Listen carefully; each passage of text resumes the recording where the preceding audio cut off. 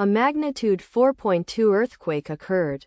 Sulawesi, Indonesia. 20 kilometers WNW of Poso, Indonesia or 92 kilometers SA of Palu, Indonesia. On Sunday, the 17th of August 2025, at 22 hours 27 minutes and 42 seconds local time. The quake had a depth of 10 kilometers and was not felt, or at least not reported so. Data source from EMSC. Did you feel it? Let us pray. May the earthquake that occurred not affect our brothers and sisters there. May the earthquake not happen again. And may God protect everyone.